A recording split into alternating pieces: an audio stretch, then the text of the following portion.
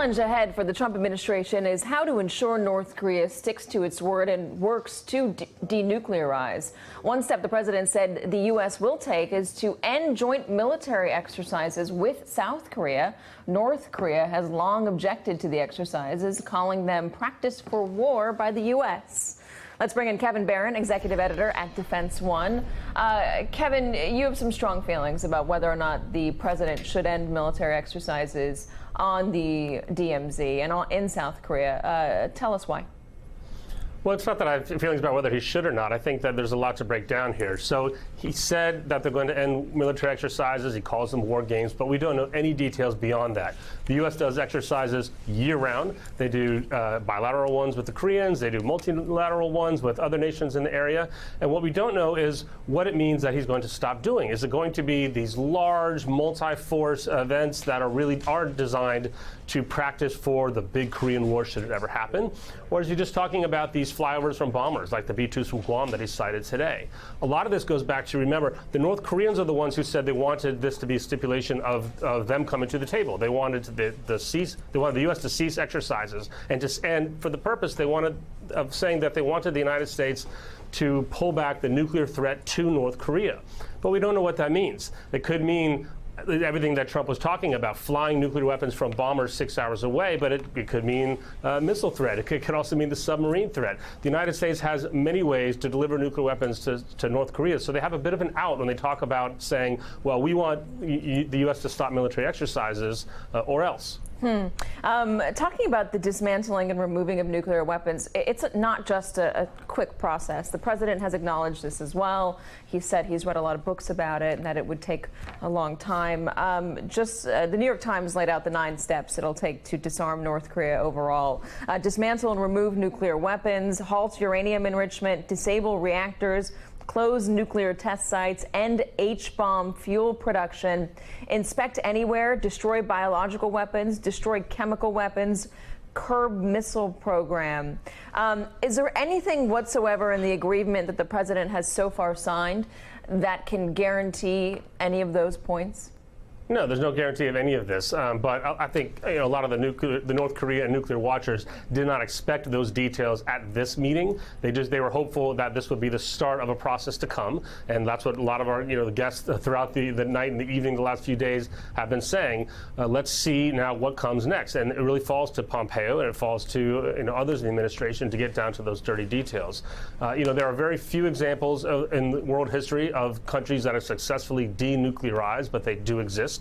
And the question is, what level of verification are we going to see? All those points that you said that the Times reported on will require independent verification. That's the United Nations. Yeah. That's what we know that happens in Iran. Was happening in Iran with places like Ukraine, South Africa. There's lots of other countries. Kevin, what's the difference between? I mean, the president didn't like the Iran deal, and a lot of Republicans and some Democrats didn't like the Iran deal because they felt that Iran's leaders were liars and that they couldn't trust even the verification process. Kim Jong-un is not known as a very honest person. His regime and the leaders before him have not been so honest. They've broken deals in the past. Without the big V verification in this, as Pompeo was so adamant about a couple days ago, in this first letter, I'm just a little bit confused on what the difference between the horrible Iran deal was and what more can be done with North Korea. Well, yeah, your point is well taken, and lots of folks are saying the same thing. I think one difference between the two countries is that North Korea has nuclear weapons. Iran did not. Iran was aspirational for them, but also... So what's the lesson here? Build your nuclear weapons, and then you'll have to get us, then we have to come to the negotiating table with you no matter what? No, I think the bigger thing to look at is the way that Trump has approached any initial contact with North Korea versus the way the United States approached Iran. So there was no diplomatic contact with Iran for what, like 20, 30 years? So the way that happened was it was a different set of leaders. And those leaders, with John Kerry, decided to go step by step with these, meetings after meetings after meetings in Vienna to get through, hundreds of points to come up with the big deal that they came out with just on the nuclear issue.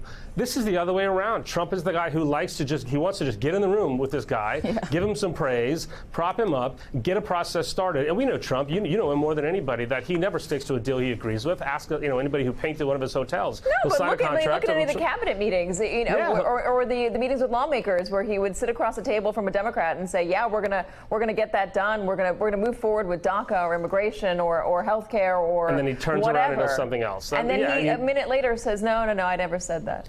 Well, then that can work both ways. Not to justify his MO. That's Donald Trump. But go back to the military exercise thing. Trump said in a subsequent interview after his press conference, unless he said we'll stop the military exercises unless North Korea doesn't live up to their end, in which case they're back on. They're never going to end to begin with. Pompeo's got to go talk to the allies. The U.S. Forces Korea has said that they have not received any guidance yet whatsoever. So again, I'm constantly saying it anytime I feel I come on TV to talk about something with Donald Trump.